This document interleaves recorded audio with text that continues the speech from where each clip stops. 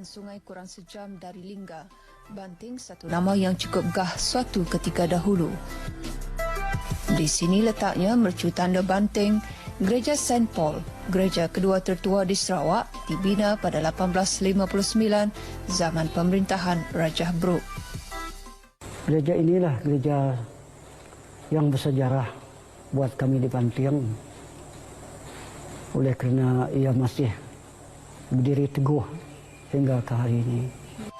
Banting waktu itu terus berkembang sebagai pusat penyebaran agama Kristian dan menjadi pusat latihan untuk para katekis, iaitu mereka yang mengajar ajaran Kristian.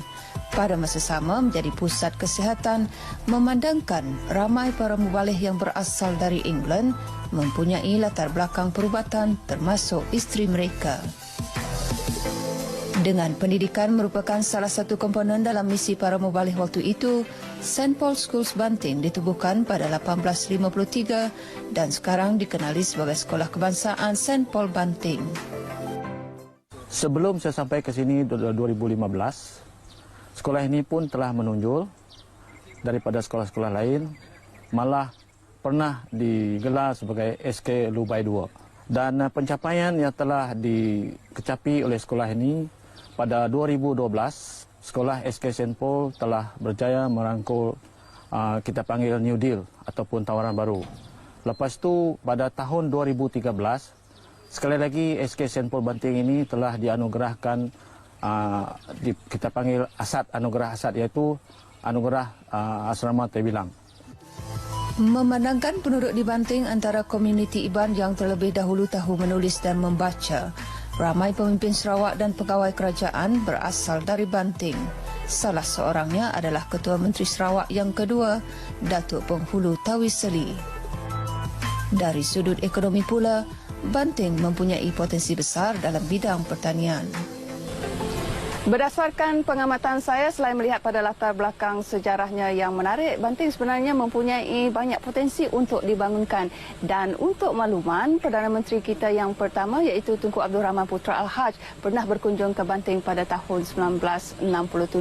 Dan Tunku Abdul Rahman lah yang telah mencadangkan agar ditubuhkan skim penanaman padi 2 kali setahun di kawasan Banting ini bermula pada tahun 1981.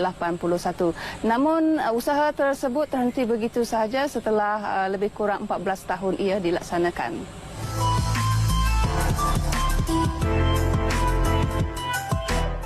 Dalam tahun 1995, kami di negeri Banting ini menghadapi berbagai masalah seperti pengeluaran air ke ladang ataupun ke rumah. Jadi oleh sebab itu penanaman padi di Banting ini ada perubahan sedikit, makin lama makin berkurangan sampai ke hari ini. Harapan untuk ia kembali sebagai kawasan pengeluaran padi diletakkan pada projek Jelapang Padi Batang Lupar yang turut merangkumi kawasan Banting. Pada masa sama, akses jalan raya, satu impian yang telah lama dinantikan penduduknya.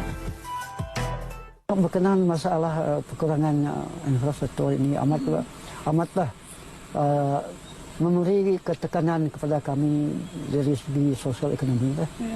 Jadi harapan saya sebagai ketua masyarakat di kawasan Banting ini, saya berharap kerajaan negeri ataupun kerja persekutuan melaksanakan jalan raya ke Banting dengan secepat mungkin. Sebenarnya banyak lagi tempat bersejarah dan cerita menarik yang terdapat di Banting dan belum diketahui ramai seperti kubur pahlawan Iban Canting, kawasan perkuburan Islam Melayu Lingga, Batu Tembang dan cerita kepahlawanan Ijau Lang.